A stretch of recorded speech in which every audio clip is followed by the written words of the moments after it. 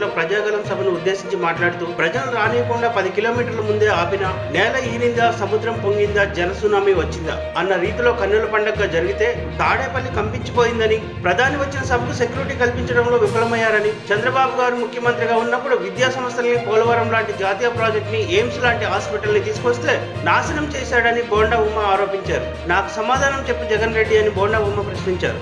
నేను అడిగేదానికి సమాధానం చెప్పు.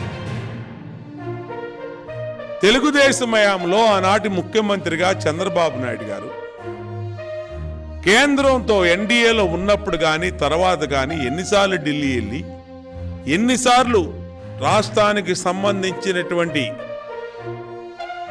విద్యా సంస్థలు,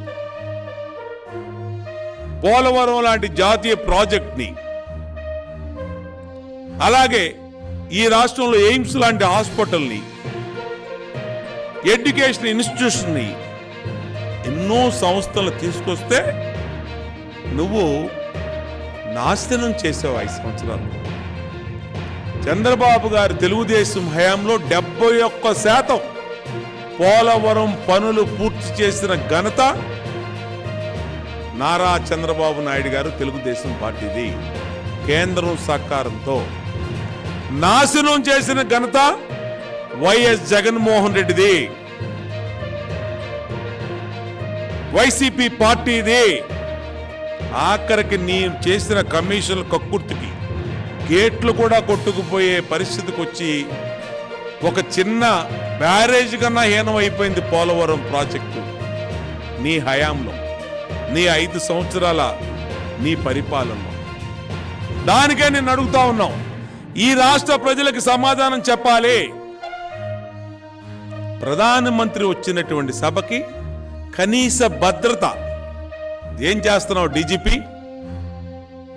నీకు తెలీదా? పిఎంకి వచ్చినప్పుడు, పిఎం సభకు వచ్చినప్పుడు ఏ విధంగా భద్రత కల్పించాలి, ఏ విధంగా ట్రాఫిక్ని మెయింటైన్ చేయాలి, ఏ విధంగా సభా ప్రాంగణంలో పోలీస్ ఫోర్స్ నుంచి సభ సజావుగా ఏ సమస్య లేకుండా రావాలని, జరగాలని ఆ మాత్రం తెలీదా? నీకు ఇంగిత జ్ఞానం లేదా డీజీపీ? తాడేపల్లి చెప్పిందని పిఎం వచ్చే సభకి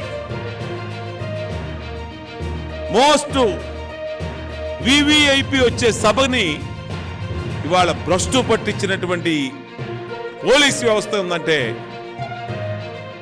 ఆఖరికి పిఎం గారు లెక్సి మైక్ లో పోలీసుల్ని హెచ్చరిక జారీ చేశాడంటే